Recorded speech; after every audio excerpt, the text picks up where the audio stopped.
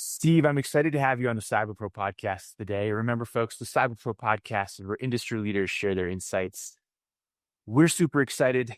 Let's get to it. Steve, introduce yourself. Tell us who you are, what do you do, and why you're awesome.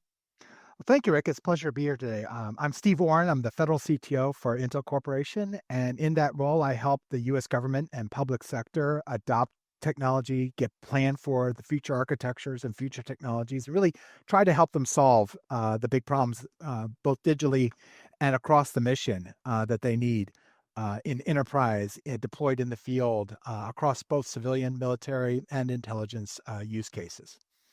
I love it. And so, really quick, adding on to that, what does Intel Federal do, and why should people be interested in what you guys are doing in the world?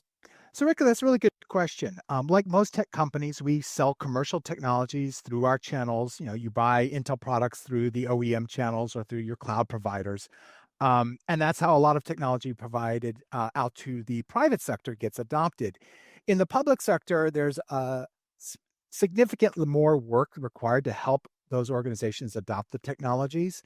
There's both direct contracts as well as a special ecosystem of system integrators and primes that need to be worked with. It's a different kind of channel. And what's also interesting about the federal government is they have challenges that really sometimes dwarf what you find in the private sector, just in the size and scale of the enterprise and mission needs, the number of users, the number of systems, the amount of data, as well as the security, regulatory, and certification requirements that are unique to the federal government that you don't find often except for maybe in regulated industries. And so it requires a dedicated team to really help the government both adopt commercial solutions as well as the opportunity to customize capabilities, solutions, and technologies to fit into their enterprise and mission needs. One of the interesting things about federal use cases is that they are in some respects a macrocosm of the overall private sector. One great example, you talk about healthcare and insurance. The Veterans Administration is the largest provider of insurance and healthcare in the world. And so if you solve it for the VA, you'll be able to solve it for any insurance company or any healthcare. You want to talk financial services between the IRS as well as Medicaid, Medicare. They do more transactions than any bank individually.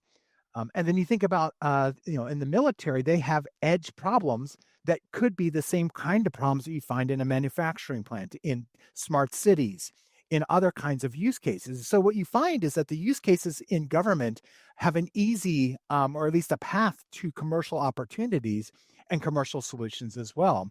And vice versa. Things that you build for a bank will work for parts of the government. And so it's really about being able to help the organization drive solutions for that customer base and go both directions. And that's one of the things I really love about my role is that I have the opportunity to both translate intel and technology and architecture for the government, but also turn the other direction and translate government requirements back into technology requirements and roadmap requirements. Steve, I was fortunate enough recently to read one of the articles that you posted on LinkedIn about large language model attacks or LLM attacks. So, what's the deal with that? Well, large language models are, and generative AI is absolutely transforming everything we do, from business applications to retail, consumer use cases, games. It's everywhere. But like with every new technology revolution, there are going to be security threats and concerns. And it's not just all the things of the old still work in this new environment, which many of them do, but there's a lot of unique challenges around large language models that we have to be cognizant of. Poisoning attacks, coercion, bad data. It's the old logic problem: bad data in, bad data out. And it's exacerbated by the sheer size and scope of these large language models. So once bad data gets introduced, a poisoning happens, it often becomes hard, if not impossible, to undo the damage. There have been some great articles that have come out recently, one that I commented on as well, around some specific attacks on the architectures. And that's something that I think is relatively new, is that everyone had, there's been whole tracks at hacker conferences focused on how do you poison models, how do you coerce them, how do you do, poor input queries that can coerce how the output comes. What we're starting to see is people looking at the infrastructure that's hosting that model itself could be an attack vector. How do you secure the environment that your inferencing and your training is operating in? How do you protect the watchdogs that are supposed to prevent some of these attacks from happening. And what we're finding is that the infrastructure itself is also a common attack vector, and we're going to see many more as more people start to look at the security. And why are they looking at security? Because it's not just a toy. It's not like a chat GPT that, your kids are going to write their essays for high school anymore. It's actually getting involved in making business decisions. It's getting involved in getting recommendations to doctors. We're starting to see it get into the enterprise, get into our everyday lives. And suddenly now we have to be really cognizant of what is the security of that system because we're making real world decisions based on the outputs of these systems. The other part about that I always find intriguing is I used to be a proud Python coder. I'd script away and have some fun with it. And now I've created a bot using a Gen AI that will create the actual code for me. And so you don't need to be a coder anymore to inject potential script. So kind of nuts. It is, but you do need to be a good coder to write that code securely because you cannot rely on the Gen AI to write good code. You can rely on it to write code, and that's a difference. It is. It is. Good point. Steve, despite increased investments in our digital security, there's some insights on how physical security vulnerabilities continue to be a concern for organizations. So, Rick, that's a really good question. Let's dive into a couple aspects of that. One, understanding that your physical security is and the attacks that come in through the physical methods are some of the most dangerous and high risk attacks. They require more work. You have to physically get access to the system. But once you have access, most of your digital security controls won't help you because they were all built to protect against digital threats, viruses, network based attacks. They're not really set up to protect someone from physically accessing the system, plugging something in, tapping the line, putting something into the box. And so, one aspect is to understand that physical security of your digital systems and of your systems in general is critical for protecting that last mile of the data and the transaction and the applications that are running on that system. And without having good coordination between your digital and physical security controls, you're lacking the visibility. But there's another area to think about, and this is something that often gets, and we see this in CIO organizations. Many times you have the person in charge of physical security over here, and the person in charge of, the CISO over there, and often they never talk to each other. But the reality is, there's so much coordination that should be happening for two key reasons. Number one, dealing with an insider threat, whether that be a true insider or a contractor. How do you know? How do you control that someone who's getting in the building and at the same time as something malicious is happening, coordinating those activities is the way you would identify many of those insider threats. The other interesting one has to do around how do we better combat identity theft, phishing, and some of these targeted campaigns. Here's a great example. If somebody is logging in from your headquarter office in New York onto their laptop or onto a system, you're seeing a credential on the digital side. They've logged into the system from a network that's in New York, but they swiped in the with their badge in Seattle. That should raise an absolute alarm because you've got a physical access and a digital access that do not make sense. But because these systems aren't integrated and oftentimes not coordinated, that flag, that visibility may happen sometime down the road in forensics, but you're not able to catch it in real time. And if you think about how many of these credential manipulation and credential stealing attacks work, is they captured your credential and then they're using it somewhere else in the environment. It's not always from some rogue nation, from China or from Eastern Europe where you could say, oh, that IP address is bad. They have gotten onto the network already, and now they're using credential that they've stole previously to do the malicious thing. But if the individual behind that credential isn't located in that office and didn't swipe in yet, that should be an easy way to be able to block those kind of attacks that are happening. And that requires the integration of those systems. And so we're seeing a lot of value when you start thinking about digital and physical security as actually security, one holistic view.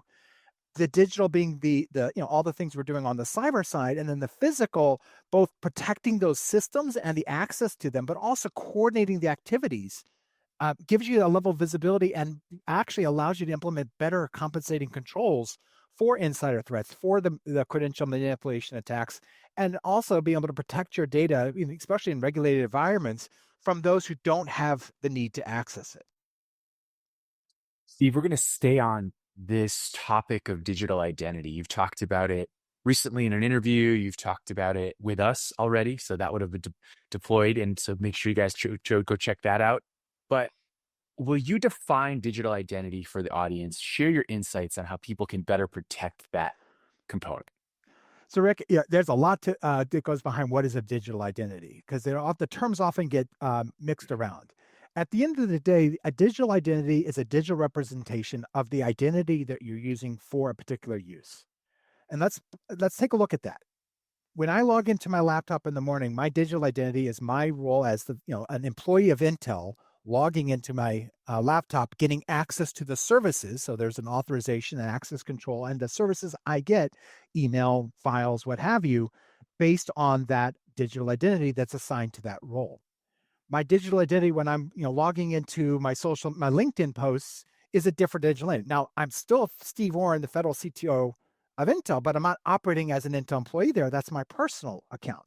And so that digital identity and the credential I'm using, again, credential is the authentication mechanism that I'm using to prove my identity in a digital realm. Your driver's license is a identity. It represents information.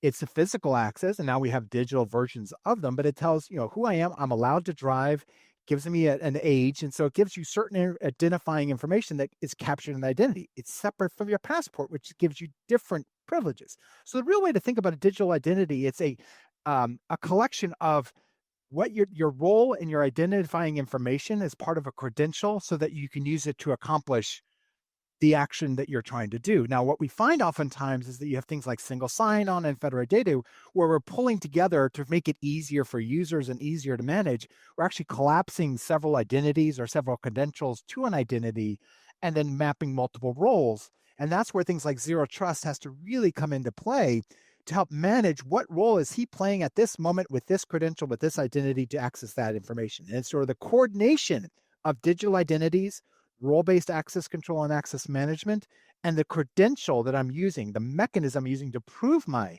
identity at that moment in time. And that's what makes this, both an opportunity to provide really granular controls, but also very complex in the implementation because there are a lot of moving parts. Every given person, I know I have probably over 100 credentials between passwords and tokens and other forms of digital identities that I have to use for a variety of login and things.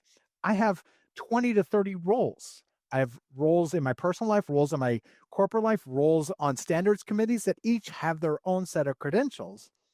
And then there's the data or the services I'm trying to access. And so coordinating all of those together is why we have such a rich investment over many years into these digital identity systems and mechanisms to help facilitate both. Let's face it, no one wants to spend 2 hours trying to remember a password every time they want to log in. At the same time, if I have to put in a hard password 20 times in a row just to get access to a single service, that system's going to fail. So it's about balancing ease of use with good security. And there's multiple ways we're doing that today. Multi-factor authentication is one piece of the puzzle.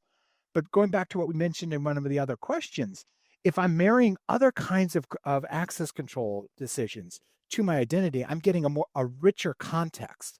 Let me give you a good example. If I've swiped into the building, I'm here in Fairfax, Virginia, I swipe into the building, that's one access. I've gotten access to the physical building with a credential that was issued to me. I open up my laptop. My laptop is physically located in the building. It's connecting to the local network. So now I have a geolocation and a network I'm accessing through. And then I've had to, log into the system with my multi-factor to actually get into the services.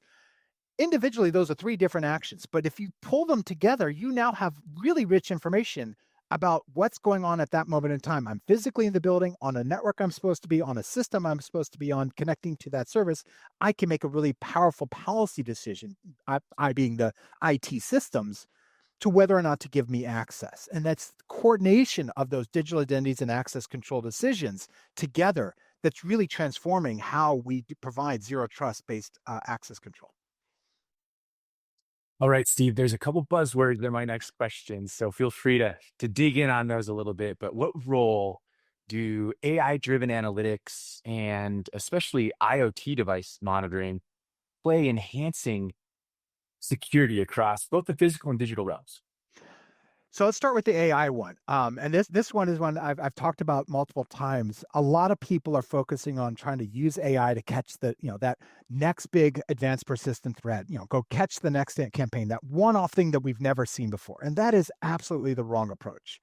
And the reason is that if you have to go back and think about what drives AI, data. Data drives AI. And so I need to have seen 1,000 cat pictures to pick out a cat in a crowd. If I've never seen this kind of attack before, what is the likelihood that I'm going to be able to train AI to catch that next big attack?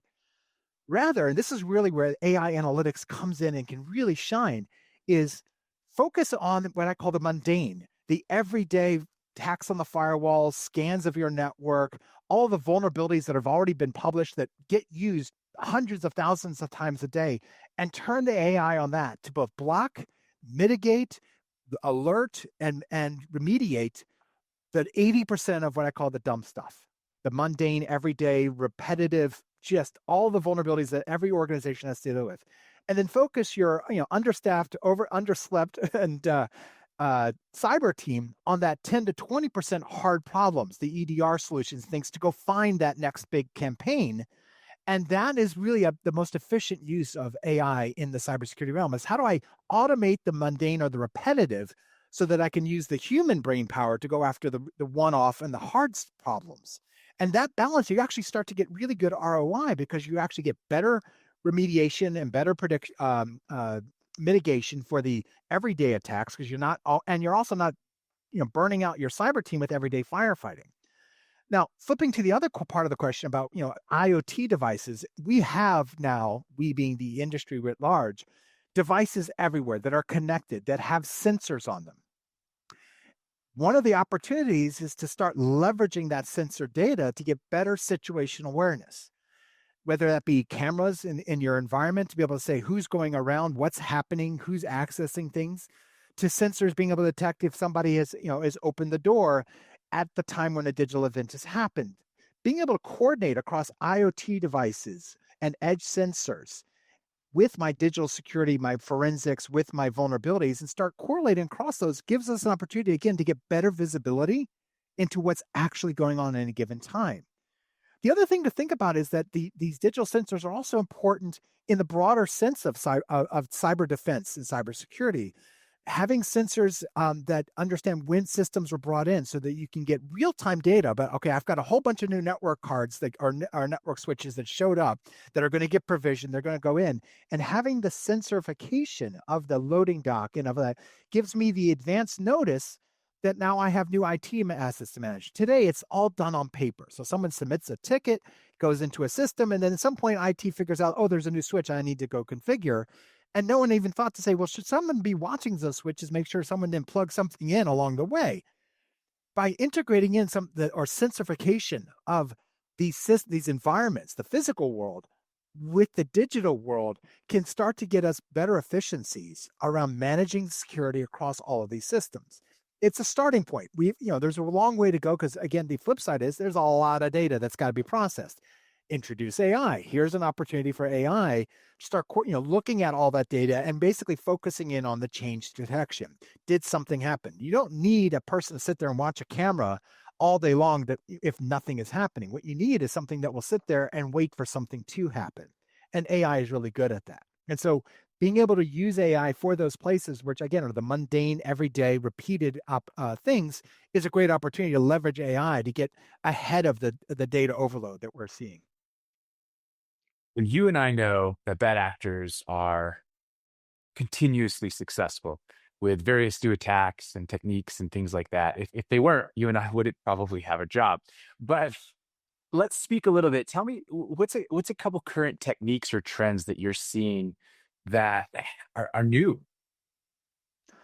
So, Rick, let's talk about a couple of the new kinds of attacks. I think the one is going to be around the AI space. I mean, AI is the exciting area. You can't, everyone is playing with it, and so are the threat actors. They're leveraging it oftentimes faster than the industry is because it doesn't, they don't have the same level of regulation or controls or user acceptance.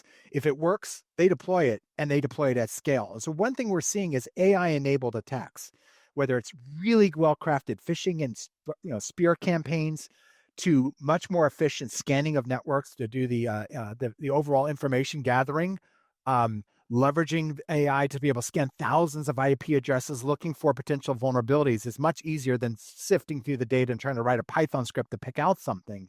The AI can do a lot of that for you. We're seeing AI generated malware. And one of the things about that, even if it's not really good code, because you can spin out new malware all the time, it makes it much harder to apply a signature based approach to detect and prevent it. And so it really raises the bar on the just sheer volume of malware seen. But we also, as we mentioned in another question, attacks on AI are new and they're evolving. And every couple of weeks, we see a new kind of attack.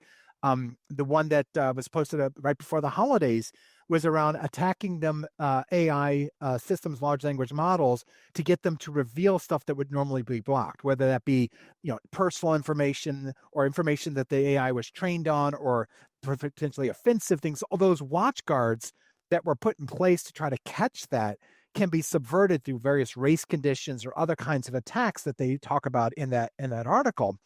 And that is really the next wave, is we're going to see people looking at attacking AI. The other is supply chain, and I know that's been it's been a thing we've talked about for a number of years now, whether it be SolarWinds and CodeCov and Log4j, but it continues to be the cyber gift that keeps on giving. We are vulnerable as an industry and as a nation and as a world to supply chain attacks because our supply chain is so complex. Every piece of software we're using, every system is composed of parts, systems of systems, software of software of software of software, and that it's really turtles all the way down. And when you look at a single module being compromised that's commonly used across many different distributions, oftentimes you may not even know that module's in there unless you can go spelunking through the code to try to find, did someone use that zip library everywhere? And so when these kind of supply chain attacks happen, number one, they get everywhere very quickly, but also it's very hard to detect them unless you have visibility into that software. And I know that the industry and the US government and others have been pushing and are pushing now, and it's becoming required, SBOM as a first step in the process. It doesn't solve every problem, but it's the first step in the process. Let's get some visibility into what we have. Let's at least be able to know, okay, what are the components that built up the system? And then I could start to get a better view of what is my risk. And ultimately, that's the game is, can I reduce the amount of risk? Today, when you have a black box, it's all risk because you just don't know. You're trusting the vendor. And what we've seen and again, I don't want to pick on SolarWinds, but there are multiple examples of legitimate software companies that did the right thing. They try to do good practices. Something gets in there. From a customer perspective, I'm buying from a legit source. It's not like I went to a gray market or some rogue site to get the software. I went to the source. I'm getting software that was pre-compromised before I even bought it. And that is a real challenge for IT organizations because it gets in the back door. It gets in the front door, really. I'm buying this. I'm purposely buying the malware affected thing because I don't know. And that's really where getting better visibility is going to be critical. And it's going to be an area where we continue to see the threat actors go for it because the bang for the buck is huge. You compromise one thing and it can get used in lots of things, especially in open source. And we're seeing in a lot of commercial products that leverage open source software. Well, Steve, I think you sit in a very interesting role, right, as the CTO of Intel Federal. And I think you'll be able to give some great insights on this next question for us. Ideally, I used to be a government contractor, and now I work in the commercial space. So I understand both sides of the house. I see the FedRAMP and the CMMC requirements coming in, and I see all of these other solutions being kind of thought of as forerunners to great security for the commercial space. But share some of your insights on how the two can really work together and stay ahead of these evolving threats. So I think, Rick, it gets to the point that you're making at the end there. I don't know that any particular regulation or standard is going to solve security. And let's face it, they typically don't. They just give you more things to put in basic controls. But at the end of your question, there's really the heart of it. It's industry government collaboration, information sharing, coordination. That's really where we're going to help change the game collectively against the threat actors. And that's, things like information sharing that, DHS and CIS have been doing a really good job of. The NSA and others are publishing information, pulling together industry, both technology industry as well as domain industry. You get the verticals, you get financial service and healthcare coming together and working on collaborating around information sharing around, threat data, threat actors, as well as the latest, actual vulnerabilities and exploits. But also, one of the things that I think we've seen some of it at NIST, is coordination around the controls, the mitigations. There's been a history of many years with ISACs and other of information sharing on all the bad things going on. So it's just good. It's important to be able to share that information so that we all know what we're seeing, and I see things that you don't see, and so forth. And there's some great examples from the early days of that, where even in the financial services domain, they had an ISAC. They were sharing amongst all the financial services. They had a government liaison. One of the things they did is they did an experiment where they opened it up to regional banks, because it really was just the big banks that were in the original ISAC. And they started sharing information with like the local regional banks, the credit unions, and vice versa. And what they found was really interesting. Number one, the small banks that don't have the size of budget that a large bank does were able to get advantage of that investment on the big bank to get those threat indicators into their systems.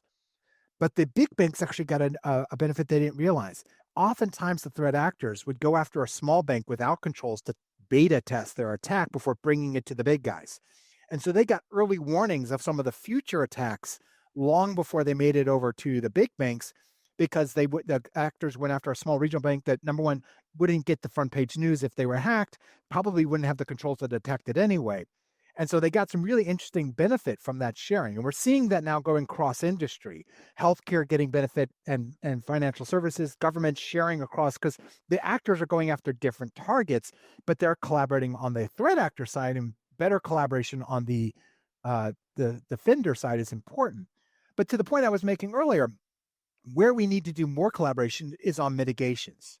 If I've seen an attack and I've implemented a mitigation, I've scaled it to all 40,000 users, that would be really good information to share with other defenders about how they can do that, and vice versa. And we've seen this in places like NIST, where we're working on collective standards of how to build better security.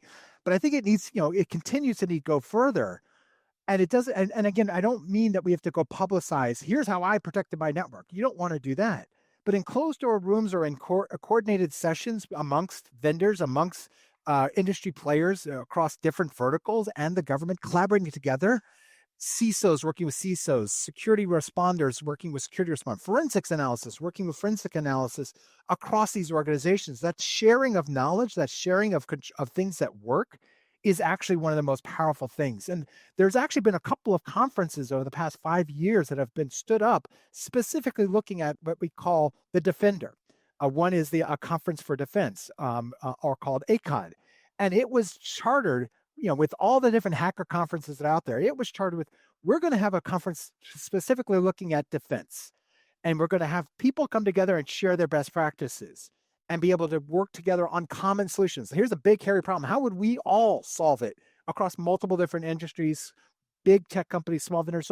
And there's been several others that have started up since that all are focusing on, how do we create the same kind of community you find for the hacker conferences as a defender conference? And I think that's a trend that I'm really excited about. Thank you for tuning into the Cyber Pro podcast. Make sure to like and subscribe so you don't miss out on new podcasts and all of our cool bonus content.